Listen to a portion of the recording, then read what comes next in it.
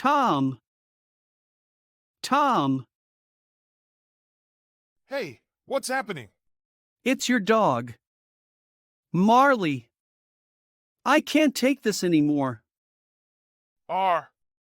Marley. Look! I went to my bedroom to quickly grab my phone. And when I came back, my whole lunch was a mess. Brian, I'm really sorry, mate. Sorry won't cut it. I'd had just about enough with this dog. I understand, but please be a little patient with Marley.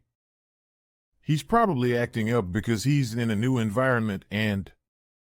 I don't care.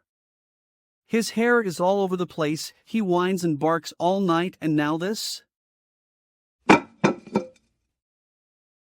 Oh no! Marley! Marley! Marley! What are you doing here knocking over the broom and the mop?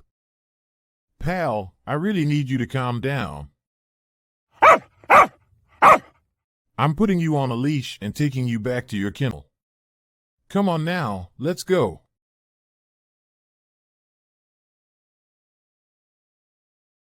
Brian, I'm really sorry about this whole mess. I'll clean up here and in the kitchen immediately.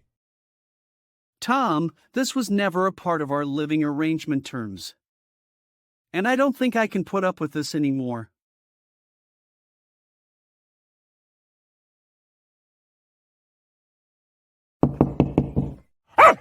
I'm coming. Oh, it's you, Mrs. Brown. What a surprise. Hello to you too, Tom. Afternoon, ma'am. How can I help you? Well, saying as you won't let me in, I'll just get straight to the point.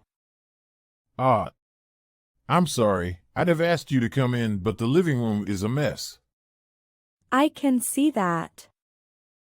I'm guessing your new dog is the cause of that mess, as he's also the cause of my sleeplessness in the past few nights. Excuse me? Ever since you brought him home with you, I haven't slept a wink. I can hear him bark in the middle of the night. Come on, Mrs. Brown. Marley's really not that bad. Besides, it was only on the stormy night that he was a bit loud. The poor dog was terrified. Tom, we've been neighbors for years and I've never complained to you about anything. And this one time, I've come to you with a concern and you say that I'm exaggerating? Oh no. Of course not. I'm really sorry for all the trouble we've caused you. I'll make sure this doesn't happen again. I surely hope so. Well, I'll be off now. I'm going down to the grocery store. Thanks for your patience, Mrs. Brown, and have a lovely day. Oh, Marley, what am I going to do with you?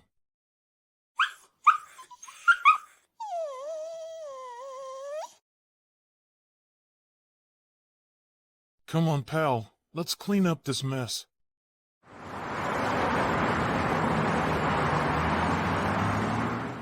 It feels good to be out, doesn't it, pal? At least no one yells or complains about you here. I don't know what to do, Marley. And I really can't afford to lose you. Let me call Tiana. She always knows what to do in tough times. Hey, Tiana. I need your help. Hey, Tom, what's up? Well, I need advice actually, and I know you have great problem-solving skills. Well, I wouldn't call myself a smart cookie. But maybe I could help. Marley and I are at the park, just a few minutes away from your home. Maybe we could come by? Why not? I could actually do with some company. Great. See you in a couple of minutes then. Sure. See ya.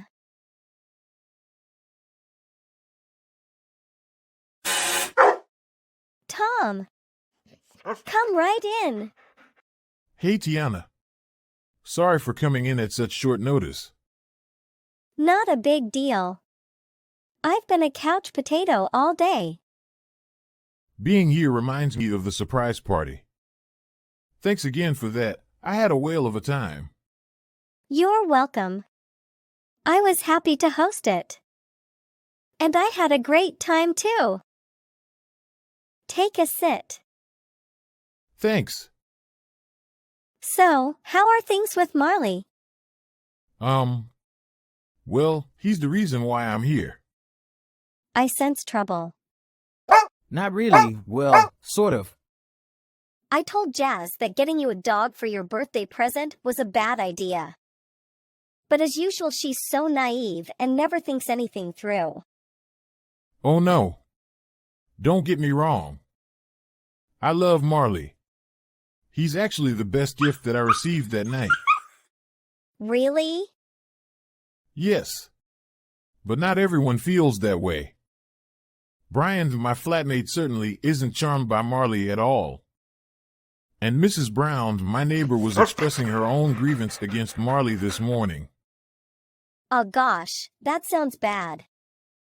Yeah, it is. I'm really not sure what to do because I don't want to lose Marley, but I also don't want to make the lives of people around me difficult. I understand, but I also need to be frank with you, Tom. It sounds like you need to get a new home. What? Yes.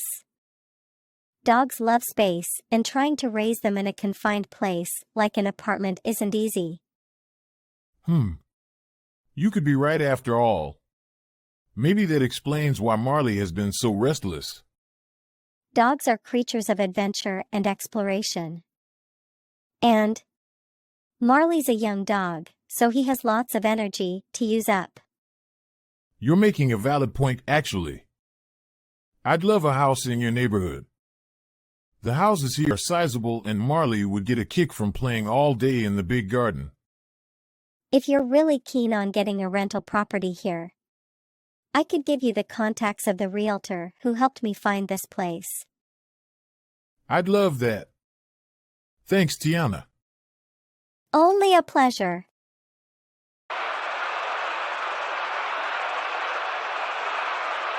Is that the World Cup game between Spain and Japan on TV?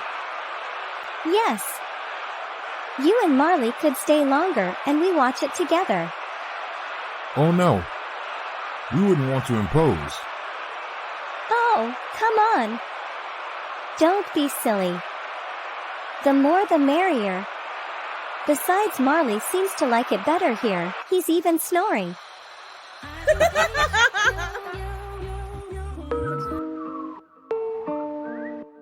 That brings us to the end of the fun story. Now let's look at some everyday expressions with prepositions. All you have to do is listen and speak. Repeat the sentences after me. Ready? Let's begin.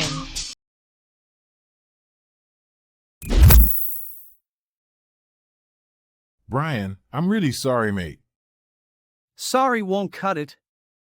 I'd had just about enough with this dog. The first expression, won't cut it, is used to mean something that is not good enough, not sufficient, or not satisfactory. So one could say, a simple apology won't cut it. We need a solution. Now repeat after me and say, a simple apology won't cut it. We need a solution.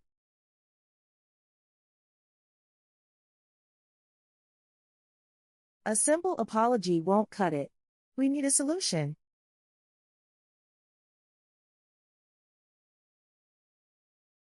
A simple apology won't cut it. We need a solution. I understand, but please be a little patient with Marley. He's probably acting up because he's in a new environment and... I don't care. The second expression within preposition is acting up. To act up means to behave in a bad way or unacceptable way and cause trouble for someone. So, one could say, my computer is acting up again, it keeps freezing. Now repeat after me. My computer is acting up again, it keeps freezing.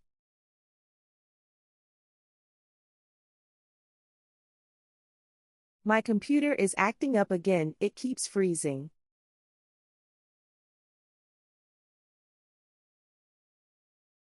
My computer is acting up again, it keeps freezing.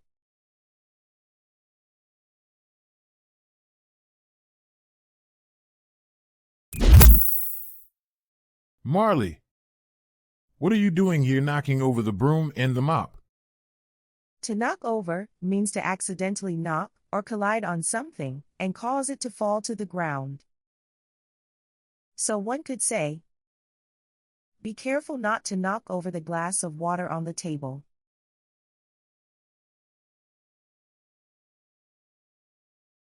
Be careful not to knock over the glass of water on the table.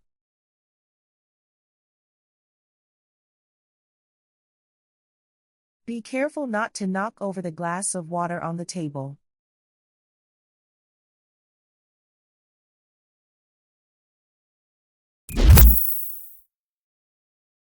Pal, I really need you to calm down. In this clip, Tom tells Marley to calm down. This means to be less irritable and anxious. Basically to relax.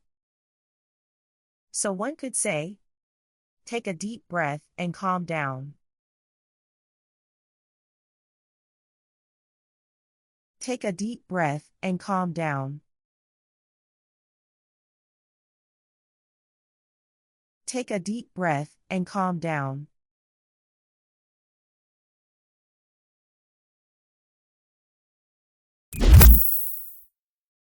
Brian, I'm really sorry about this whole mess.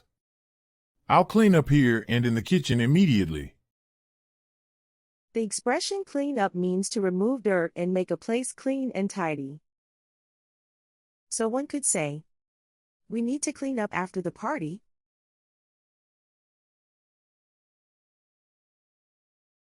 We need to clean up after the party.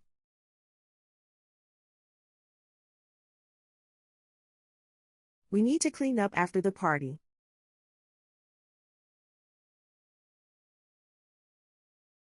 Tom, this was never a part of our living arrangement terms. And I don't think I can put up with this anymore. To put up with something or someone means to tolerate or endure that unpleasant person or experience. So one could say, I can't put up with the noise from the neighbors.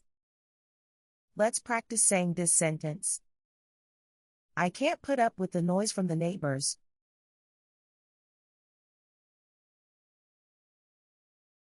I can't put up with the noise from the neighbors.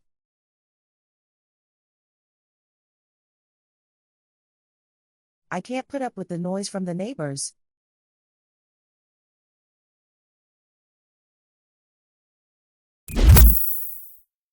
Anna, I need your help. Hey Tom, what's up? In this case, what's up is used casually as a greeting and to find out what is happening. So one could say, hey John, what's up? Now repeat after me and say, hey John, what's up?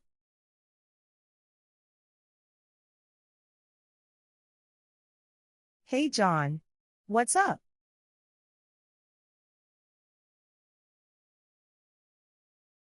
Hey John, what's up?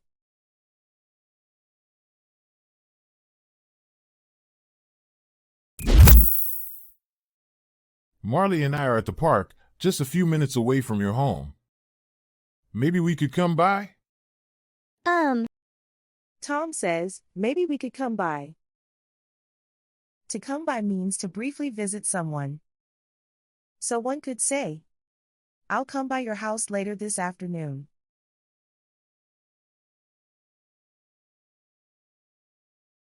I'll come by your house later this afternoon.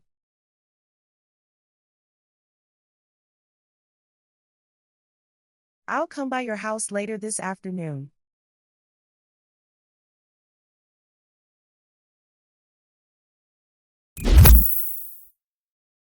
Marley's a young dog, so he has lots of energy to use up.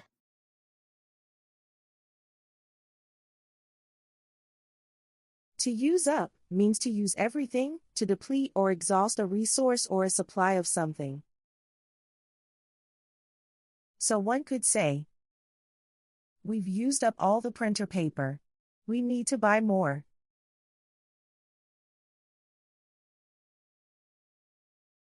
We've used up all the printer paper. We need to buy more.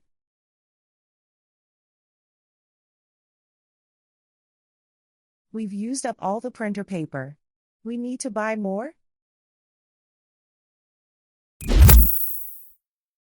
Oh, come on. Don't be silly. The more the merrier.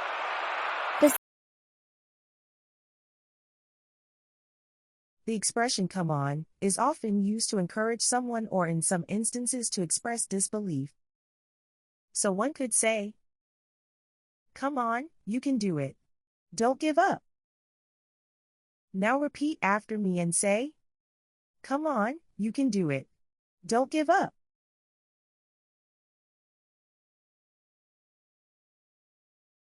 Come on, you can do it. Don't give up.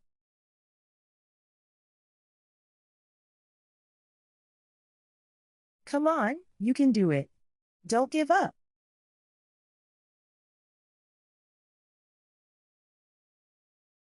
If you've watched this video this far and also did the speaking practice, well done. Good job. And keep going. Till the next video, bye.